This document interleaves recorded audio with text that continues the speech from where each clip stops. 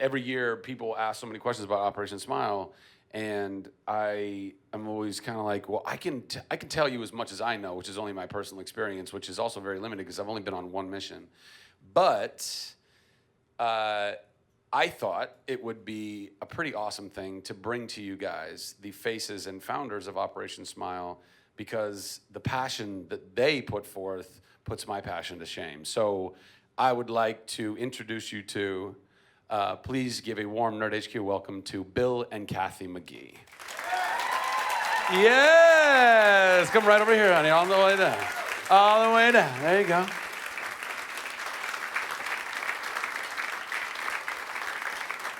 And don't they look so bright and chipper this morning?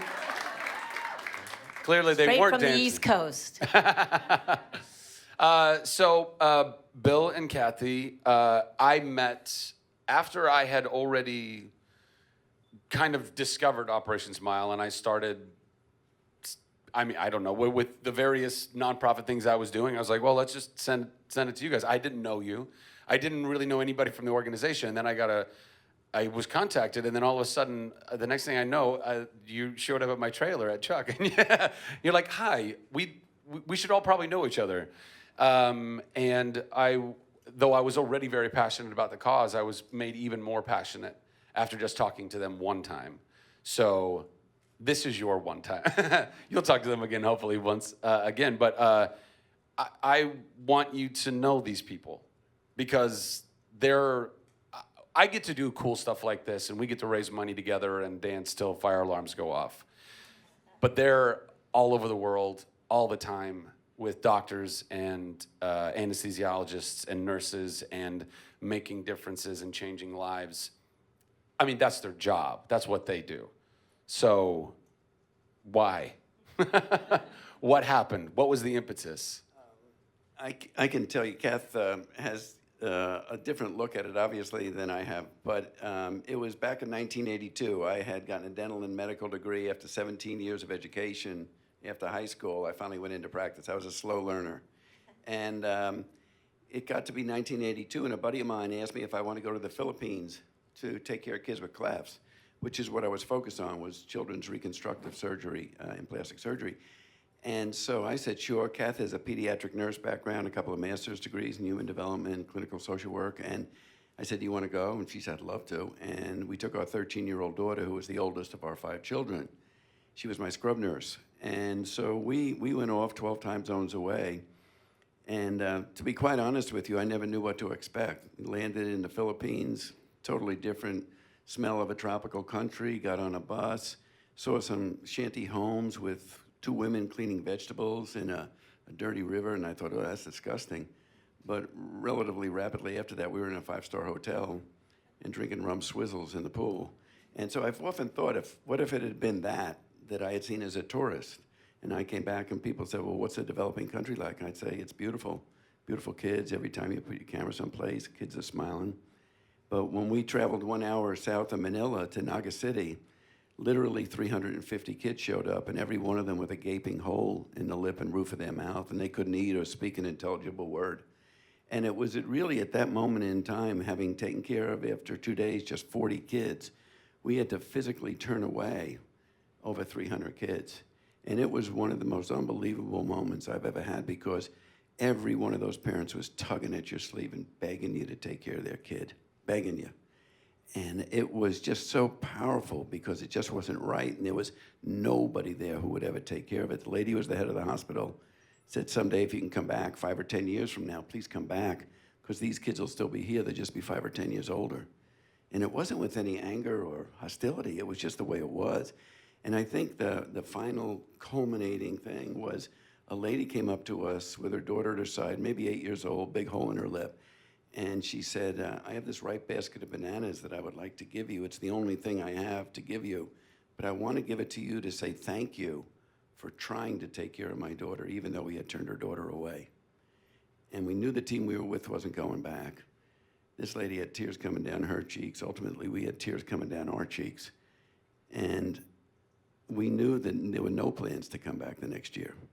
And so reason leads to conclusions, emotion leads to action. And it was really at that moment in time that Operation Smile was born. We said, we'll get a group of our friends together. We'll go back, we'll take care of those 250 kids. The world will be wonderful. Our guilt will be gone. We'll go back to life as usual.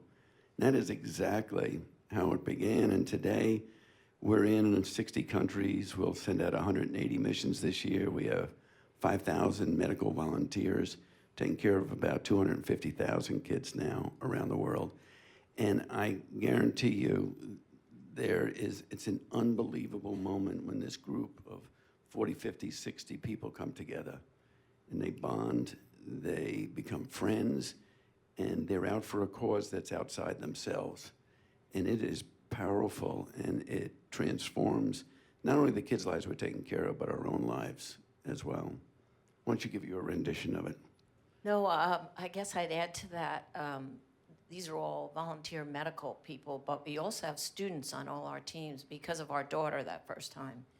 And I always say, the best thing Operation Smile does is take care of children with facial deformities, right, for free.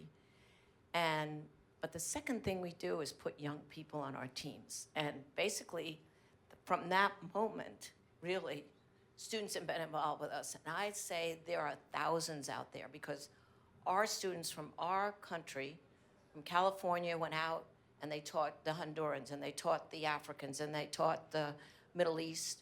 And so now they're all over this world taking care of children. So we have, it got so big that we put conferences together. So in another week, we're at Chapman University, 500 students. That's all we can handle at that university from 27 countries. We'll come together, bond, and then they'll go out and help us take care of these kids. It's unbelievable, really, what young people have done. You guys are inspiring people. Sorry if we're all going to make you cry at 9 a.m. Let me just say one thing, too. In that very first trip, there was a 35-year-old man who came in to see us. Now, you don't see a 35-year-old person in the United States with a big hole in his lip. You just don't see it. And his mom brought him in. He had never been to school. He couldn't read, couldn't write. And I took care of him literally under the light of day on a stretcher in a hall with some Novocaine, like you would in a dental office. And 45 minutes later, I brought him back to his mom, and she said, "That's not my son." And so I said, "Of course it's your son." She said, "No, it's not." And so I had a mirror in my pocket, and I took it out, and I gave it to him, and as he looked at it, he began to cry. And I've often thought, what would it be like to go through 35 years of your life to never whistle? What would it be like to go through 35 years of your life and never feel the gentleness of a kiss because someone didn't have 45 minutes for you? There's absolutely no justice in that.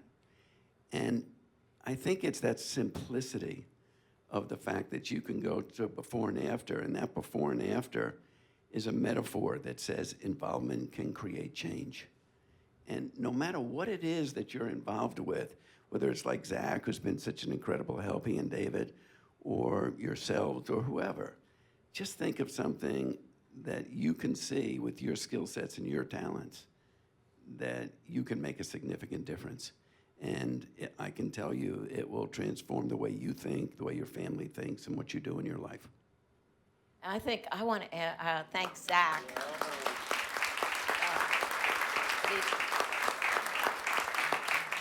I want to thank him because there's nothing that we ask him that he doesn't say, okay, why not? So one of our people who are president of NBC, she had a child with a cleft. And at 10, we were asked by Billy Bush to go meet him. So we're like, okay, let's sit with this 10-year-old. He laid out his legal pad, and he said, I have all these ideas because I need to help children. And we were like, oh, okay, Henry.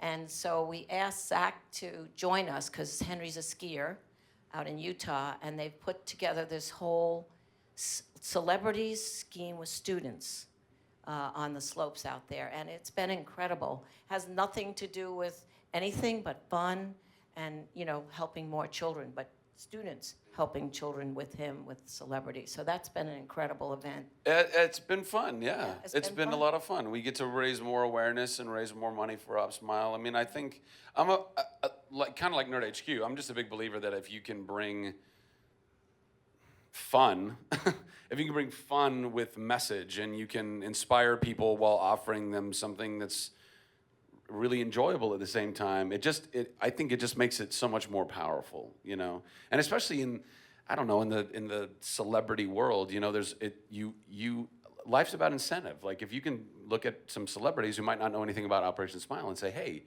come ski for a weekend and it's on us, and you know, have a good time. And oh, by the way, while you're here, look at this thing that's going on in the world. Look at these people, these children that need so much help.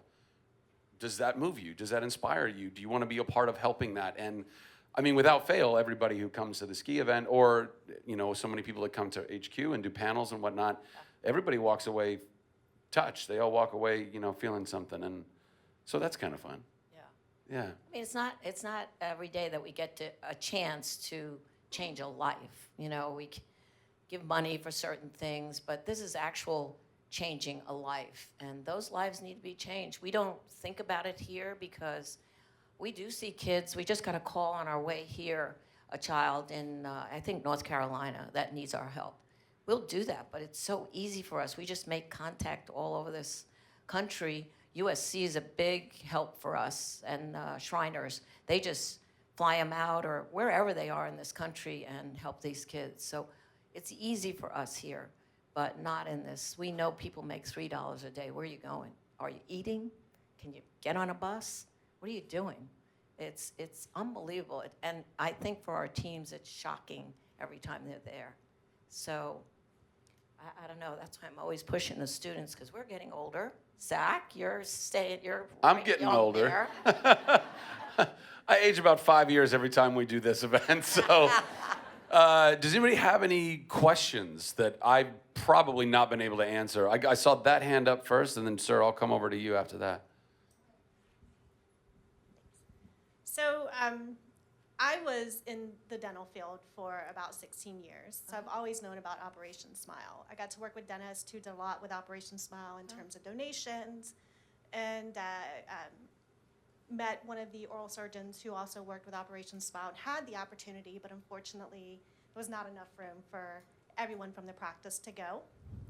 How would someone, and I've been out of the business for 6 years now, so how would someone like me who would want to still do a mission be able to do that?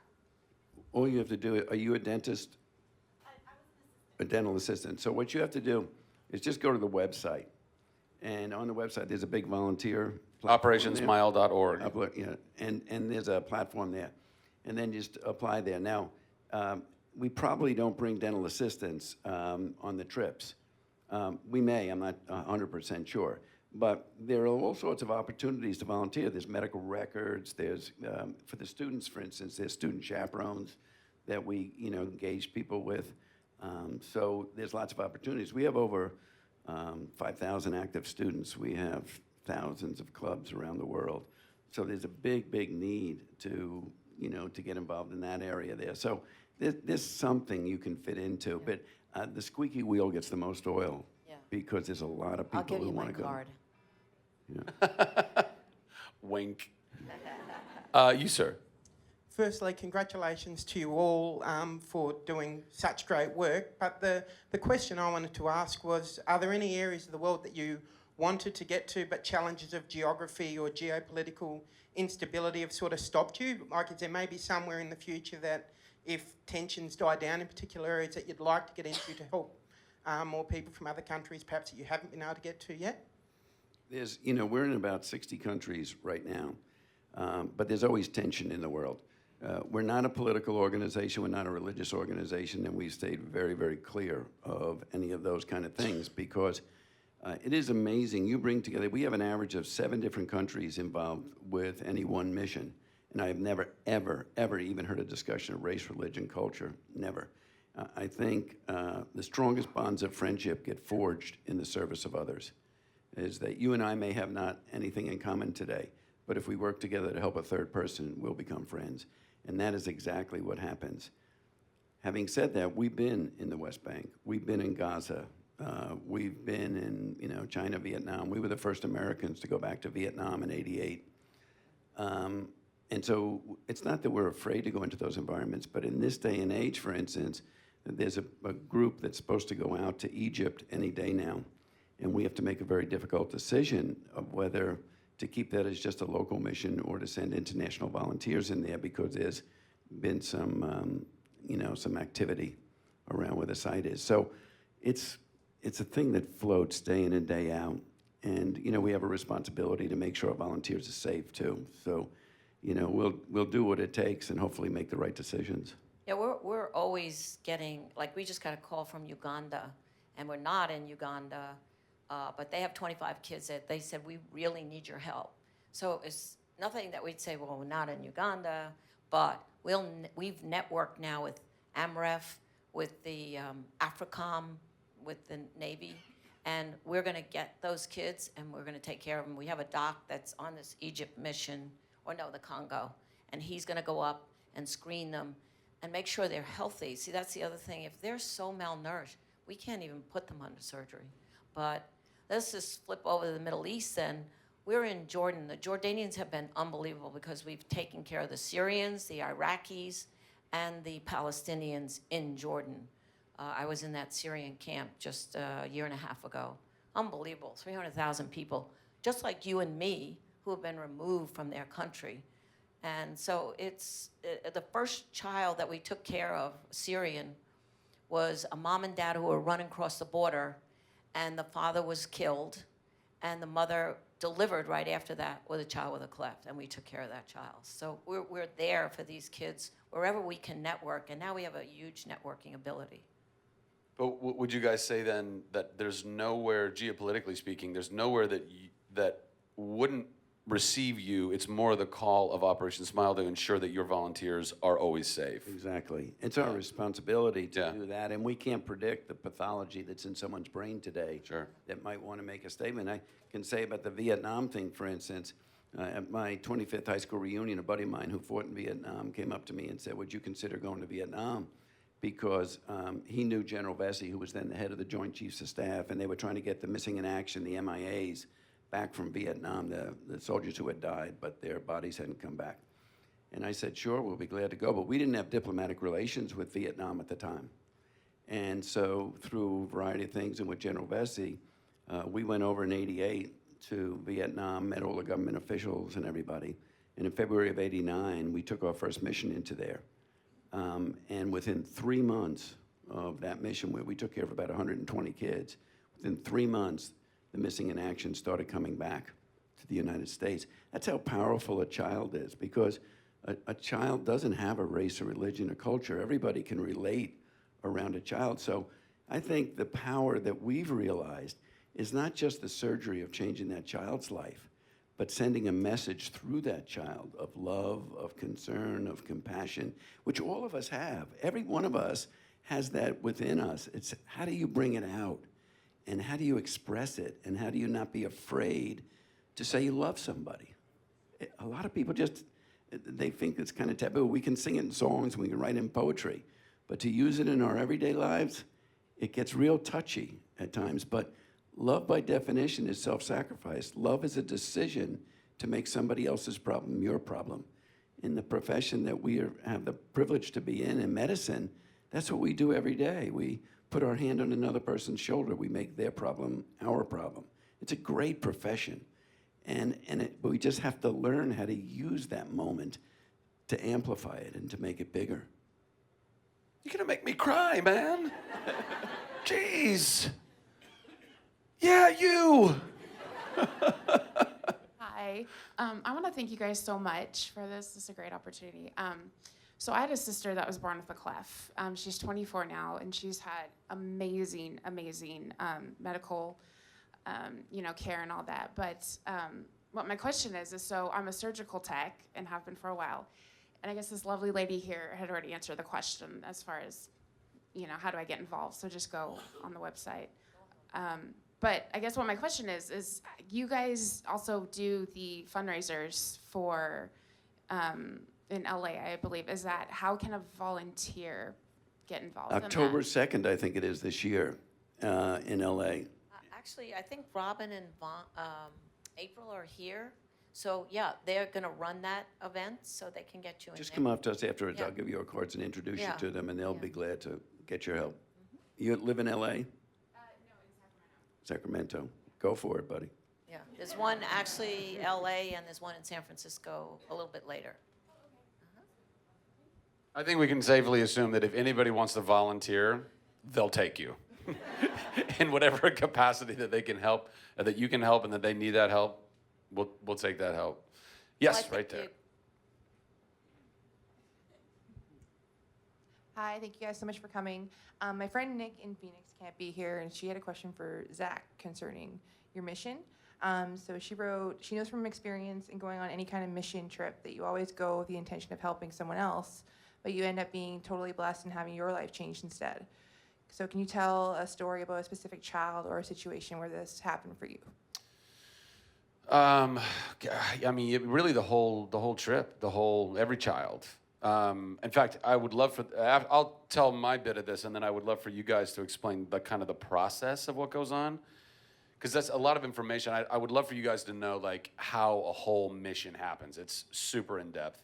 And also I'd love for you guys to talk about, if time permitting, if you know, just kind of where we, at this point in time, where we think clefs are coming from, because that's a big question too, I find, from a lot of people. And there's a lot of, not misinformation, but like, we still don't know entirely, which is the truth. But as far as my mission trip and my experience in Honduras, which is unfortunately the only trip I've been able to go on thus far, and that's just scheduling stuff, and you know, the work schedule of being an actor is just kind of like it's the wind. Like you're like, oh, and here I go over here now, and maybe and you're hoping that you are, right? Or like Yvonne and I were joking about yesterday, you schedule a trip and then you get a job. So I probably just need to schedule more trips.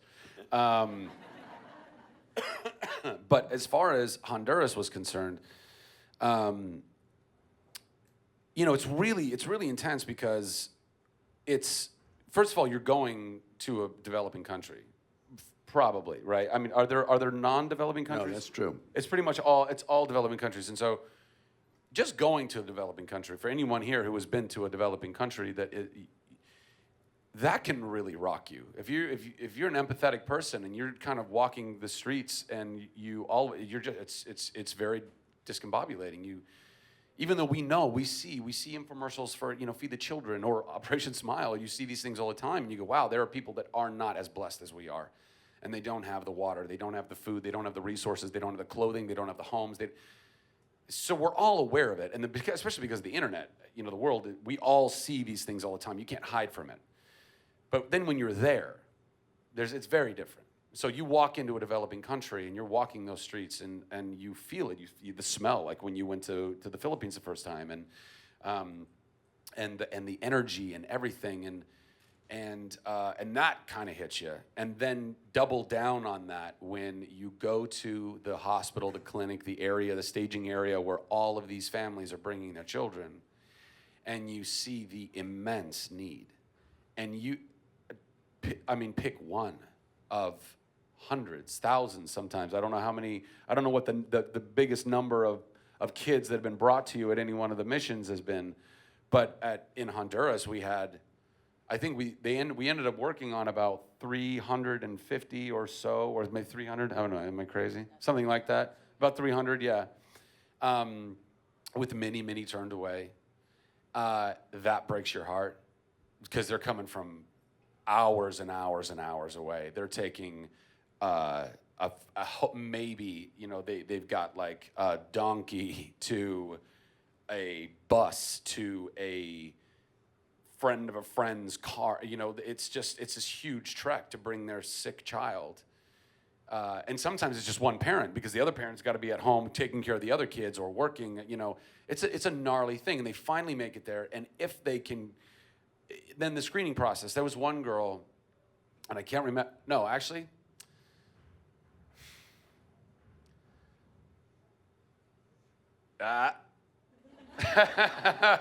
There was one girl. she had a bilateral cleft. So more often than not, you see kids with a cleft. What would it be? A unilateral. So I'm not the doctor. You'd have a unilateral cleft, which is just one, typically kind of one, just a side, right? And that can either be just through the lip, or it can go through the lip and the palate. But that's what we typically see. And actually in the United States, right, like what they were talking about earlier, we normally only see friends that we grow up with. I had a friend growing up who was born with a cleft as well. But, by the time you meet them, by the time you're friends with them, all you're seeing are the scars. You don't ever actually see kids in the United States that have the gaping hole in their face, which is why I think we kind of get a little desensitized to the need for it, right? But at any rate, they bring this girl to get screened. This family brings, her mother brings this girl in, and she had a bilateral cleft. And so it was on both sides, and it was like a little island almost of just like lip and teeth. But not really even teeth, because the girl,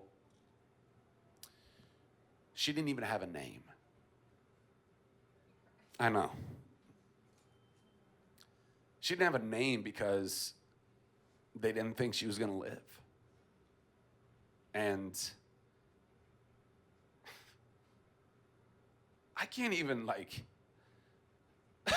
hoo, hoo, hoo. It's the only way I can get through it. I can't even imagine what that'd be like. I can't even imagine a child in the United States where their parents who love them are so afraid to give them a name because they know that they're going to die. So it's like that stuff. And you go, what do you do? How do we help? What do you do? And that was just one of so many kids. And Zach, though, I think that it's the turning people away that brings people back. It's wonderful to take care of a kid. It's horrible to turn somebody away. oh yeah, And once you turn them away, you know that you have to come back. And that's why we have 5,000 medical volunteers, is because people went into that profession, but for the reason of helping people. And I can tell you, there was a kid named Angel that I met in Nicaragua. He traveled 2 days by boat, by horseback ride, by bus to meet us in Managua. And I met him and I said, what's it been like for 18 years? He said, I've never been to school, can't read, can't write. He said, I'm one of 7 kids. And as tough as that is, he said, the toughest part is that my father has kissed every one of my brothers and sisters and he's never kissed me. Well, we took care of him literally under local anesthesia. And when he was recovered, the Minister of Transportation at the time, who actually ran for the president of Nicaragua against Ortega, was a guy named Eduardo Montalegre. And I said, could you get us a helicopter to bring this kid back to his mountain home? And he was able to do that.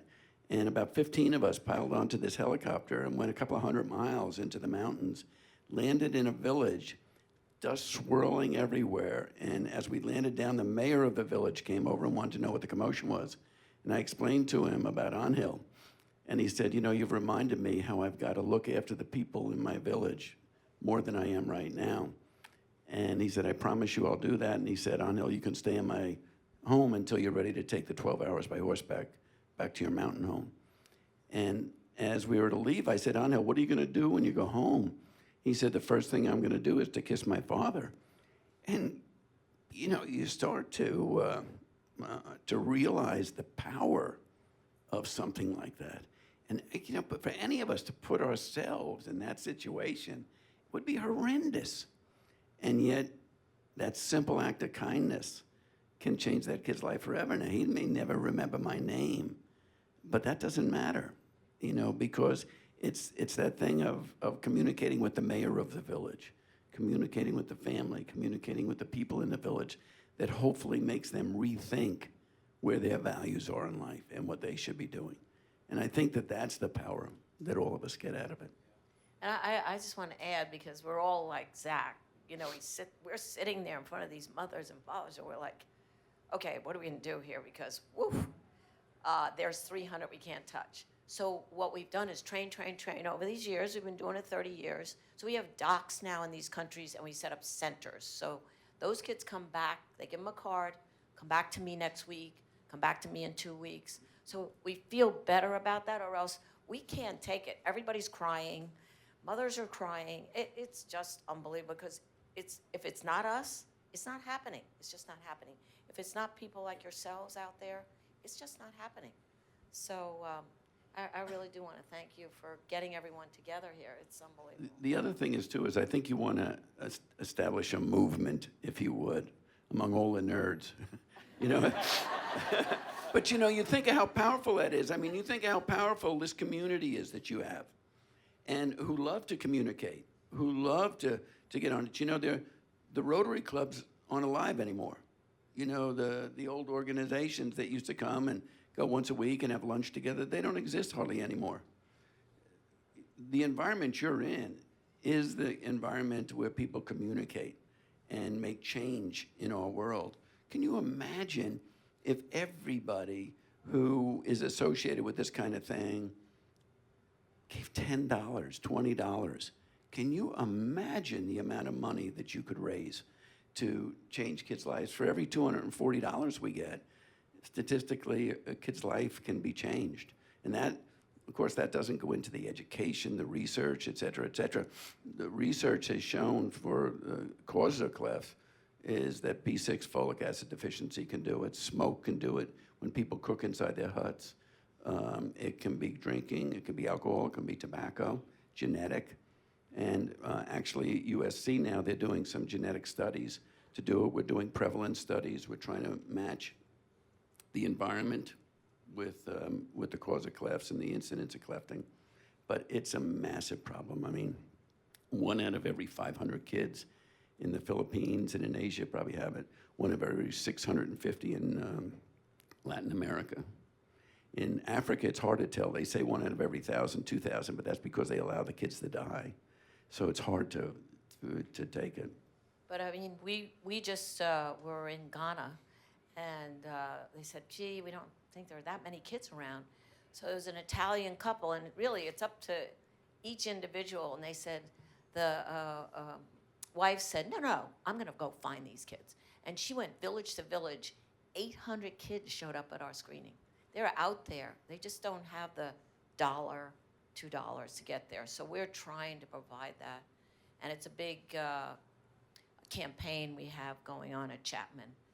What are the barriers of care? And these kids are raising money to give $2, $3 to these families to get there. So we're on a march, really, Zach, to get these kids. We know they're out there now. We know there's 1 million in China, 1 million in India. Talk about landing in somewhere. I mean, we landed in India. I'm like shocked out of my mind. I have never seen such extreme poverty. People all over the streets. It's unbelievable. And would you also say that part of the problem too is like what you were touching upon was in a lot of these developing countries. I mean, the communication levels of telecommunication, like trying to even get to these villages to let them know, hey, there are doctors that can help. Like that's a very difficult thing. Not only that, they don't have the $2 or $3 that it takes to yeah, get there. And yeah. if they do, then they extract, let's say, a parent from that environment. But who takes care of the other kids, or who does the farming, or who does the harvesting to feed the rest of the family that day? I mean, it's not the. I wish everybody in the United States could just for a week go into what they call now. They don't call them developing countries anymore. They call them low income resource countries or something like that. But 1/3 of the world only gets 4% of the surgery of the world. So, I mean, it's just non-existent. So if you have a kid that falls out of a mango tree, breaks his arm, he's deformed for the rest of his life. There's nobody there to fix it. Like this. So, you know, it's so different. And I think Americans, if they could just travel there and see it, they would never moan and groan again about anything. Man, we have it so blessed. It's crazy how good we have it compared to the rest of the world. So we've just been in Geneva. Who would ever know we'd go from that trip to the Philippines? Now we're in Geneva pushing Millennium Goals. Why don't you just... Yeah, well, you were kind of just talking about that, Yeah. which is It's called Bill and I were talking about this in Park City last, which is you want to take Operation Smile and kind of turn it up a notch Well, in just surgery in general, right? Surgery isn't the surgeon. It's only about 10% of it. Safety in surgery is the anesthesia, it's the monitoring equipment. See, isn't that cool? No, it's okay. I'm sure it's a president of some country. So the reality is, it's my niece. She's probably watching the live stream right now going, don't She forget wanted to to ask say. a question. But surgery isn't the surgeon. It's all the other facets of it. So safe surgery is the nurse, it's the equipment, it's the monitoring equipment and stuff like that. So through children, we can elevate all of surgical care. And that's the really thing. And people like yourselves really are the infrastructure that allow that then to happen, because government programs aren't going to do it. Let me just tell you one very quick story here before it ends. But I was in Ethiopia. 1,000 kids showed up in Addis Ababa at the hospital. Hospital there is a 2,000-bed hospital that I swear to you, people come to die. Just cachectic people laying everywhere. You can't find a clean bathroom. You can't find a shower. You can't find anything within. I mean, it's just horrendous. So we go in there, and I meet three men. One's 27, one's 17, one's 7. They're 3 of 7 kids in a family whose mother died 2 years before. The father remarried and ostracized the boy that was 17 and the boy that was 7 because they had a cleft lip.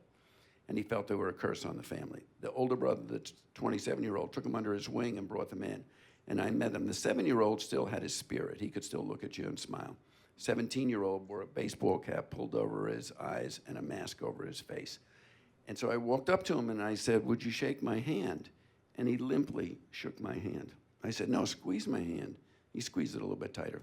I said, "No, really, really squeeze my hand." And finally, after about 30 seconds, he really squeezed my hand. And I said, "Would you look me in the eyes?" And as he looked me in the eyes, his hand went limp again. I said, "No, look me in the eyes and squeeze my hand at the same time." And after about 30 seconds, we got that down. I said, "I could promise you that tomorrow we'll fix your lip. What I can't promise you is that we can heal your spirit. You've got to do that. So let's make a deal. I'll promise you we'll fix your lip tomorrow if you promise me that you'll start to look at life differently. Think of your cleft lip as your gift. You've been given the gift of a cleft lip, because forever you'll be more sensitive to the needs of people in your village, your community, your world than most people will. So you can use that gift to help other people. So we'll make this deal. We'll fix your lip tomorrow if you promise me that you'll use your gift for the rest of your life to help other people." And every single one of us in this room, or people listening, every one of us has a gift. How do we use our gifts to help other people? That's the question that we have to ask ourselves. If we think that way, I guarantee you, your life will be a happier life. And I think that that's the movement that the nerds can, bam, go out there. Guys, Do we're it, the man. new Rotary Club. Come on. You are. That's the truth, man. We're the new Rotary. You're the ones that are going to change the world.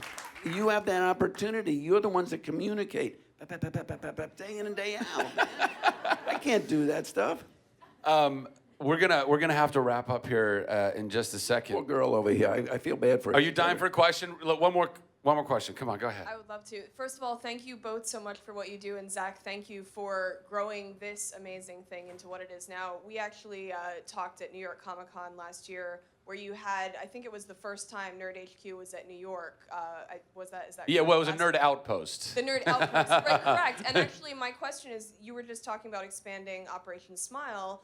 I was wondering, is there a consideration in the works for expanding further Nerd HQ without obviously losing the kind of, small feel and organic feel of that? Well, I definitely would love to be able to bring this type of thing to other people in the world. Because I think it's a lot of fun, but also because we get to raise awareness and raise money through that as well, and touch people's lives and inspire people if we can or whatever. It's just very difficult to get this same type of thing at other conventions around the world. Not every convention is created the same.